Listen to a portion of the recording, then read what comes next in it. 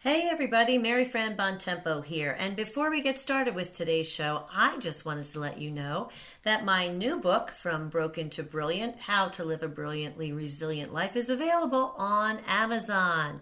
Super excited about this book, which provides a roadmap of how to live a brilliantly resilient life. You'll get advice not only from me, but from so many dozens of our podcast guests who were kind enough to share their tips on how to reset, rise, and reveal your own brilliance. So head on over to Amazon, get a copy of the book From Broken to Brilliant, and now let's get on with the show. Welcome to the Brilliantly Resilient podcast. What's your train wreck? Everyone has one. The question is, are you just visiting or are you going to live there? I'm Mary Fran Bontempo. Join me and let's learn how to come through those train wrecks, not broken, but brilliant.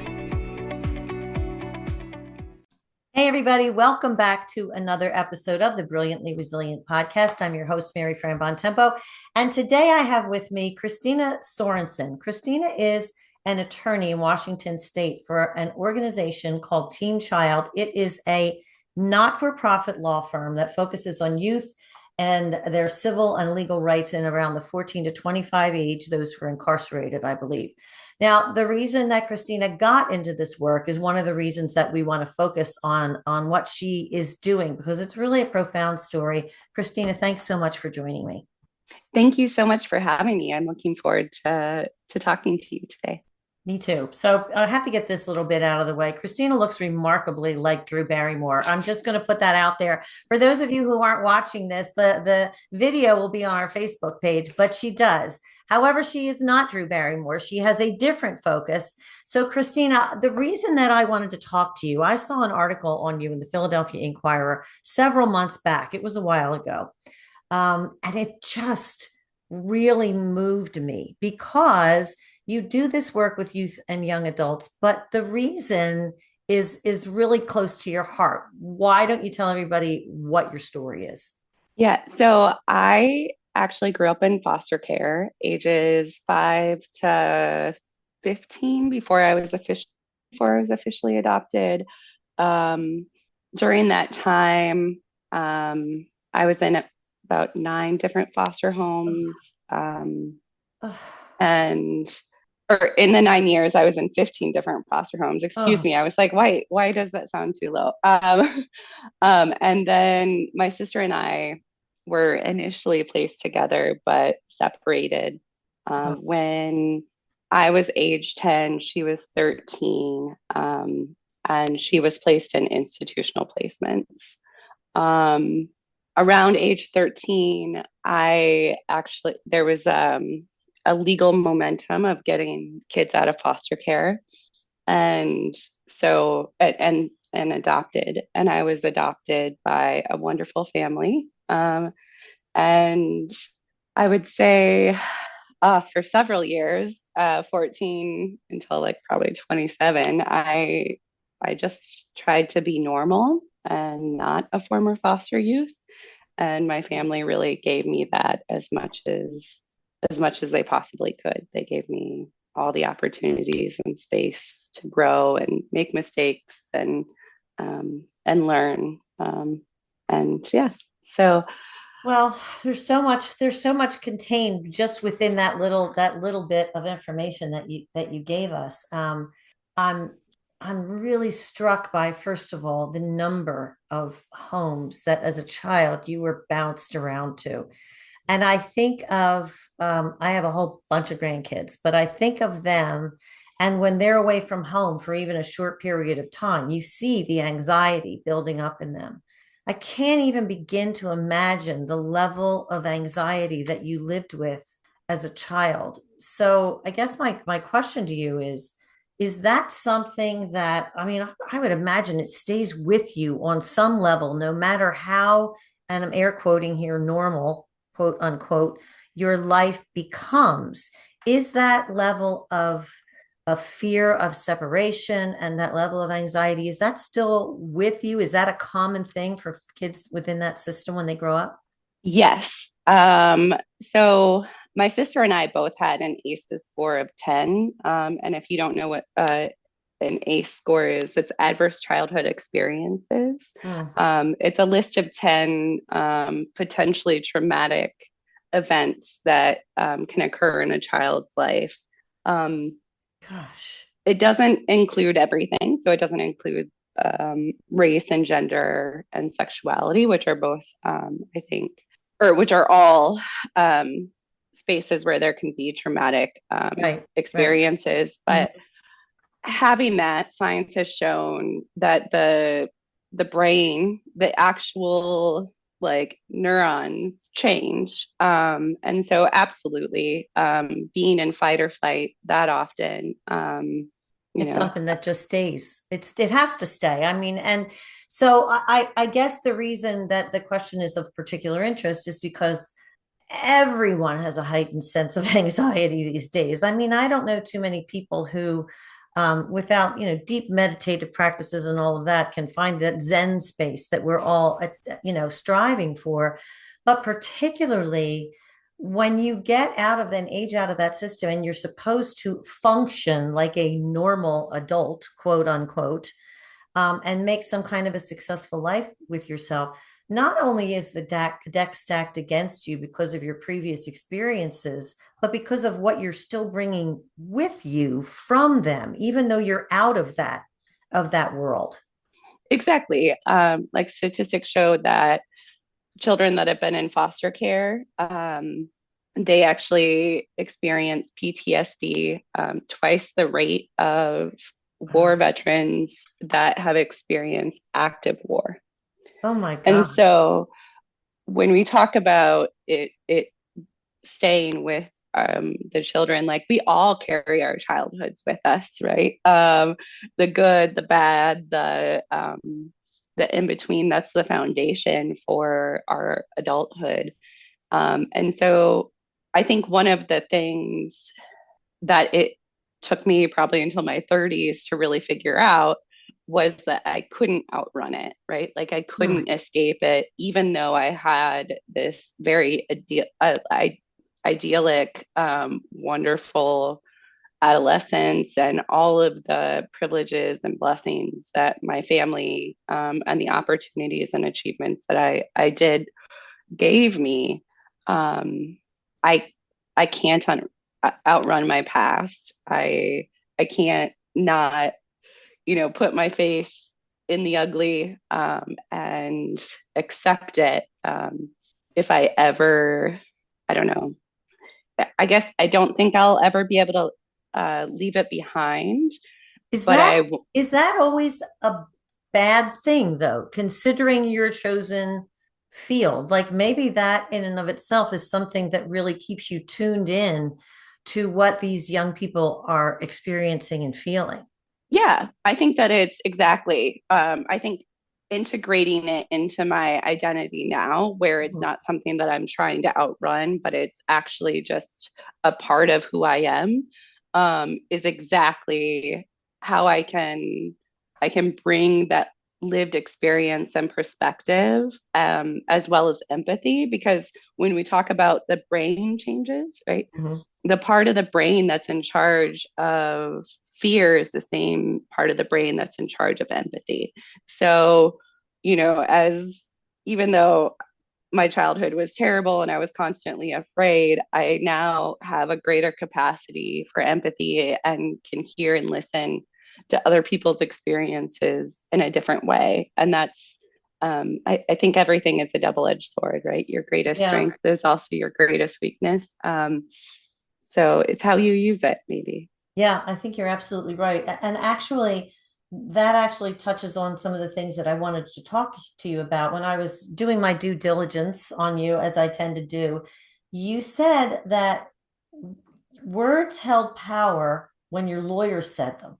And what you're trying to help create is a world that values youth and young adult wisdom and experiences. So right then and there, you're creating a new visual for people because most of us, wisdom is for the old. Well, guess what? It's not always the case.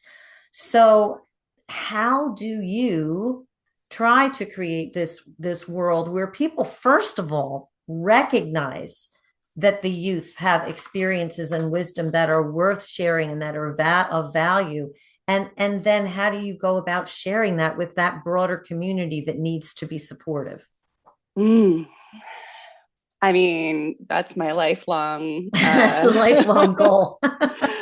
uh and I How will do you say I how do you reach out to the general community? Because, we despite the fact that we all, we're Americans and we're all, the big melting pot, we're very much, as anyone is, we have pockets of places that we live in our lives.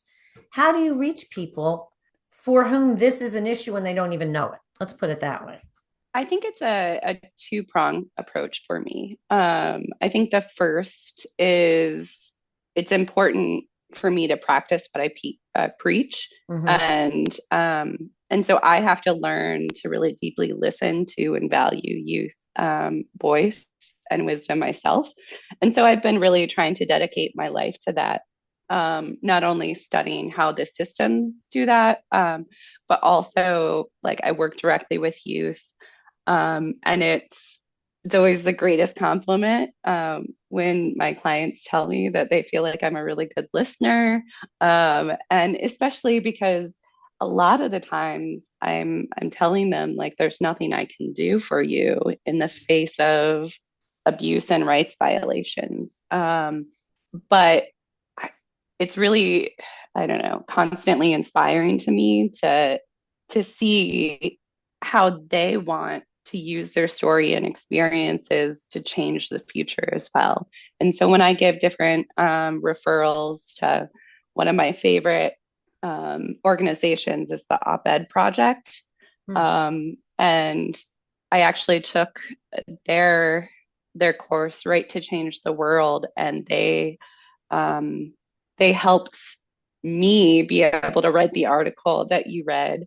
And they're an incredible organization. I recommend everybody check them out.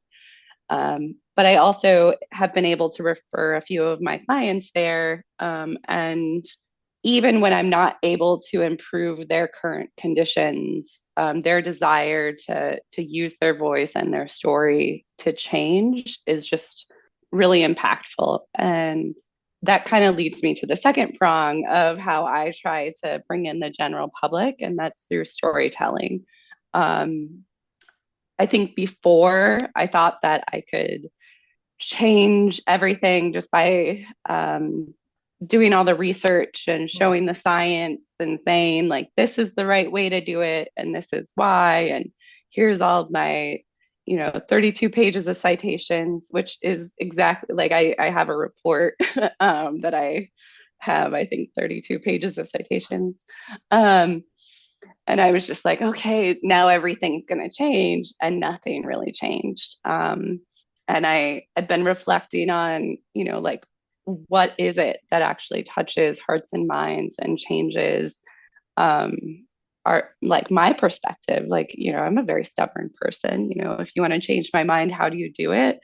And it's through storytelling, it's through connection, and so I think my next step is planning to write more, um, not only to help bring public attention to the issues, but also heal and integrate both sides of myself, I guess. Yeah. Well, I mean, writing is very therapeutic, but I think you also, um, in recognizing that we have to touch people. If we're going to reach them, we have to touch them. And facts and figures don't touch them. If you touch them and then support it with facts and figures, then there's a basis for action. But you can't just spout up, because let's face it, anybody could find any kind of a statistic to really back up something that they want to say, whether they'll find alternate facts. There's a nice phrase. I love that one. The alternate facts. But anybody can find that. But when you reach someone, we are emotional creatures at the end of the day. When you reach someone at the heart and then can back up the effect of what you're saying even further down the road. And I want to talk about the effect of all of this on the community at large, because we are all affected by this, whether we recognize it or not. When we are not doing the best thing that we can to give kids a healthy opportunity to become what we all just automatically expect them to become after they get out of those systems, if we're not helping them to get there, we're at fault. So we have to find some way to, to make that part of it a reality. And you and I had spoken before this interview, and you said something to me that really, really struck me. I wrote it down. But it's talking about this community, and I'm not even sure in the exact reference of what we said it, but it has to do with the community needing to help these kids. And you said to me, I needed the safety net of community because as a child, sometimes the step you take is right off a cliff. And I was like, wow, that is really, really and truly profound. So, how do we, the community at large, how can we get involved in some way so that these kids aren't stepping off of a cliff? Yeah. Um, so again, I'll go to research and then maybe back it up with my own story. Research has shown that the number one way to make sure that a child succeeds or has resiliency despite large traumatic events is if there's somebody that deeply cares about their outcome. Um, and what's interesting is that it doesn't have to be the same person all the time. Hmm. And I'll tell you, I can remember different people throughout my entire time in care. I don't remember their names, um, but I have very clear memories of, a teacher or a social worker or a friend's mom or some community member always deeply caring about me. Um, and I think that when I was really thinking about resiliency in preparation for this podcast, um, and one of the things that just kept coming up was this idea that resiliency does require community action, right? Like it's not, we often think of resiliency as an individual thing. And I think we also always want resiliency to be there's a destination, but I think it's an ongoing journey. Um, and so I I can't remember what African country has that phrase that their way of greeting one another is, and how are the children? Oh, wow. And I can look it Wow. up if That's we want to. amazing. I think that's how we create. I think that's the community action is if that's our heart all the time and not just your children or your grandchildren or your community's children, but all of our children because they are building our future for us. They are all of our children. Um, I think that's how the community can get involved. That's that's really incredibly profound. And you touched on something that is really near and dear to my heart. When I talk about resilience and even finding your own brilliance within your challenges, one of the things that people think is that it takes a big action to solve a big problem.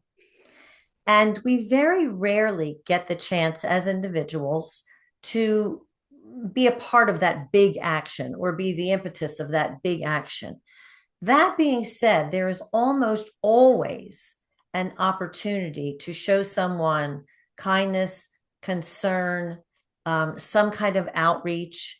Even if it happens to be in a moment on the street, even if you see something, in a child and you just ask the question, hey, are you okay? Just the fact that someone else is making a connection can really start a turning point, I think, for people. So, to your point, ask how the children are and ask the children how they are, right? I mean, that's another part of it. Ask the children how they are. So, is that something that we also need to be doing? We really need to be just directly saying, how are you? In classrooms and in groups and in organizations and whatever when we come upon kids. especially ones that Yeah, we think might be at risk. absolutely. I do want to just quote it's Maasai tribe of Africa. Mm. Um, so yes, I think the kids are telling us though. I think more than asking, like, I don't think I think the action sometimes when it comes to kids is just listening, um, and creating space for them to be heard. Now, Because are a lot of yeah, these kids, maybe they're not forthcoming? So is listening also watching? I mean, is there a silent part of this that, you watch and you can learn a lot by looking at a kid and seeing, look at their eyes, look at the way they sit and stand and all of that kind of thing. Like I said, I see it with my grandkids. You can tell in a couple of seconds what's going on if you know the kid, but even if you don't, there are hints. yeah, I have yet to meet a kid that's not forthcoming, to be honest. Oh, that's good to hear. But I do think it requires silence. I think it requires being comfortable with silence and giving them the space to, I don't know, come up with the strength that it takes to talk about some of these things, and laying the foundation for trust. I've noticed that my clients and youth clients and youth in general really need to know what's happening, even if that's so like explaining to them that the law is really slow or that I might not have anything to do to help them. They appreciate a directness that I don't think that we often use with children. Um, but especially children that are going through these systems are living are living this reality. And so not talking to them about it, I feel like is this a bit of gaslighting, right? Like not it doesn't affirm their experience. And I think it's important to affirm what's happening. So by I'm still struggling with because I think this is the Mm, kind of thing that really touches people, but I'm also feeling like it exists there, and how can I be of a positive impact when it exists there and I'm over here? I don't know that there's something that the ordinary person can do to make this somehow better and to make these kids let these children be heard and just recognize that they have a voice that we need to listen to. right. I think I think the first step would be, that silence and listening and watching, because I can almost guarantee that there's some youth or child in your community that is struggling that you have connection with that you may or may not Hmm. know yet. And then, like you mentioned earlier, these small steps, Mhm. it doesn't have to be like if you have the capacity to be a supportive adult over a long period of time and sign up for a mentorship program, that's amazing. But if you aren't able to do that, just taking a kid out to McDonald's and asking them how school's going and telling them how much fun you had in college can, plant the seed of maybe I want to go to college one day. Hmm. Um, or I had a school teacher, I I don't remember his name, but he bought me a pair of new basketball shoes, so that I could be on the basketball team.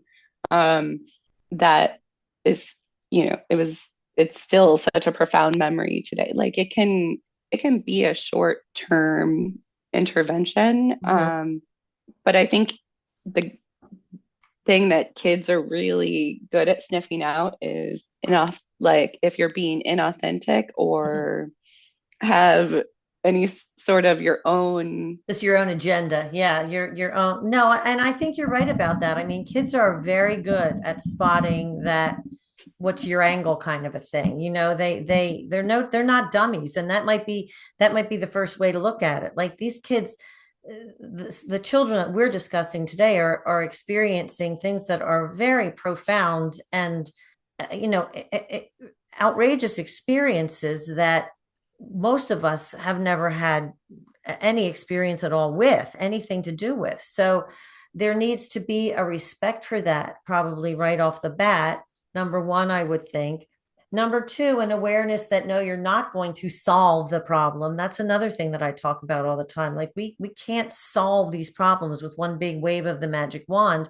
But to your point, just a brief intervention by a caring adult, even if it's not frequent, just if that child in their mind, you become a person that they know at least at some point had their back, that they know that that exists in the world. And maybe that's the most important thing. Like you said, planting those seeds that there are other things in the world and perhaps the pain of their immediate experience.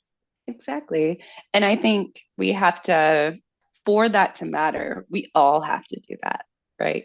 We all have to show up, um, and care as a community how we're caring for our children. But the reality is that we still have these systems that are based on histories of racism and commodification of children that make it so even some of the most incredibly well-intentioned, good-hearted people are unable to make a difference in children's lives. And I think that is really heartbreaking. I recently got in touch with our my sister and I's last social worker. Um, she was in touch with my biological sister, writing a compassion letter, and I I read the letter and was and talking to her about her memories of our experiences, and she said that it made her cry then, the system failures, and it makes her cry today, 27 years later. And she ultimately had to get out of foster care social worker, and now she's a social worker at a school. But I mean, it just shows you her kind of golden heart to still be in touch with us like 27 years later, not a part of her job, still trying to, help these kids out that are grown adults. But that also speaks to that sense of extended community. I mean, the we're all threads in this tapestry, and the sooner we realize that, the better, because weak threads at any point can cause the tapestry to fray and break, and it doesn't have to be that way. But I did want to go back to your question. You said something about modification of children. What does that mean? Commodification. Oh, commodification. Okay. Oh my gosh, that's even worse. Commodification of children. So they're a commodity to be. Yeah, actually, like the foster care system uh, is based off of two systems. So slavery, which we know is a commodification of children, and there's also the orphan trains. If we've heard of those were actually taking often like the Irish, Italian, Polish, Eastern European folks that hadn't yet been legally classified as white. And they picked up the children on the streets and shipped them out west to work on farms. Oh God. Um, and that actually gained a lot of favor by abolitionists at the time because they thought that the child labor could help um, supplant Slave the lack of slave slavery. labor. Oh, good Lord. Oh, okay. So we got to do something about these antiquated systems. And I guess it starts with, first of all, being aware that this is still a problem today. I mean, these systems have not changed all that much. It's probably safe to say that they're still antiquated. And to your earlier points about giving these kids a voice, and that's probably one of the most important things that we can do, because they're the ones in the rowboat. Yeah, it's interesting when you say our system hasn't changed that much. It really hasn't. There's we still rely on the an act passed in I think 1908, 1909, which chooses how to define children as either dependent or delinquent. And we still use that definition today. Did you Um, say 1809 or 1909? That defines children as either dependent or delinquent. I'm yeah, I this think is it's 1809. unbelievable. I can't even imagine this. Yeah, and it was written by two white women in like the early 1900s. I think it was 1908 Oh, or okay. 1909. Okay. There was also that was the year of the first White House conference on the children, where everybody realized that using institutional placements for children was actually really harming them. And the, And yet the we're still doing it. and Oh yet God. I can't even. The world has a lot of problems, but addressing these things about how we are treating our children, the people who are the future of our society, these things just have to be addressed. And I hope that by having you here today, we were able to give a little bit of a voice to these children. So I am extremely grateful to you for sharing this. It's kind of a horror movie, but at the same time, the fact that there are people who recognize that these kids do deserve to be heard because they're the ones within these experiences, and we need to change these systems. That's really an important step forward. So, Christina, I'm so happy that you came to join me today. Is there anything that you want to leave us with, number one? And number two, where can people find out more about your work and maybe get involved in some way? I have had a wonderful conversation. I feel like we've, you know, barely touched the surface, but also somehow touched on everything. So thank you My for pleasure. guiding this conversation and bringing it out to folks. How to get involved? I think I don't know. Hmm. Well, maybe it is just a matter of listening and becoming aware of this. I mean, I think, as I said, when I read your article, I thought, oh my gosh, like this is something that I've, in the ether somewhere that I've heard about this, but it's a very real problem. And if you do care about children at all, it's something that we at least need to be aware of. And when the opportunity presents itself, to be a voice of change for that, then we have to take that opportunity and do it. Exactly. I do think after hearing you speak, I think one of the things that I would recommend is for folks to just kind of look into their own state and see if there's any organizations that are uplifting youth voice and what are they saying and seeing how they can get involved. In addition to just making sure that your own community of children are well. Um, and when I say that, I don't mean necessarily calling CPS just because you're worried about a child, but really seeing how you can help that family and maybe, just take the kid out for lunch and give the mom a break or bring food over or a meal over a couple of days, and let both the kid and the family know that you're a support because I know having gone through so much, it's actually really difficult to ask for help. And It's a and so it's matter of building community, and we can all do that in our own backyard. It's just a matter of being aware. I mean, we do this when people that are close to us suffer a loss, we bring them food, all that kind of thing. But don't wait for a tragedy for that to happen. Just keep your eyes open and be a part of your community, especially where children are involved. exactly. Yay. Um, and I would give like an example. So I work at Team Child. So if Mhm. you're in Washington, I would look us up. We're one of the things that we have been really advocating for recently is that the youth at Green Hill, which is our institution housing youth males age 17 to 25, has just horrific conditions that are perpetuating rights and rights abuses daily. And so, if there's anybody in Washington that wants to get involved, reach out to us and read the articles. And I would say this is a problem across America. So, I don't know, check out your state and see how you are doing. Um, if you want to get in touch with me, you can email me at Christina.Sorenson at teamchild.org, or you can just check out our website directly. I'm also on LinkedIn. So yeah. That's where we first connected. Well, Christina, I really want to thank you for being here today. Anybody who thinks that this is an important issue and feels it the way I feel it, and again, we're talking about feeling things and taking care of our communities and taking care of our children, please check out Christina and her work. Check out Team Child, get involved.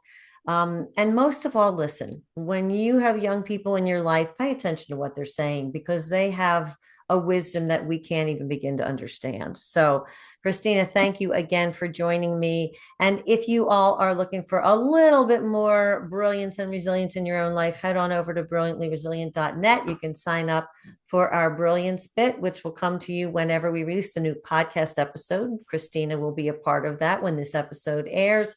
And make sure you check in on us next time for another episode of the Brilliantly Resilient podcast. Thanks for tuning in to the Brilliantly Resilient podcast. Join our Facebook group and follow us on YouTube to be inspired with tools to reset, rise, and reveal your brilliance.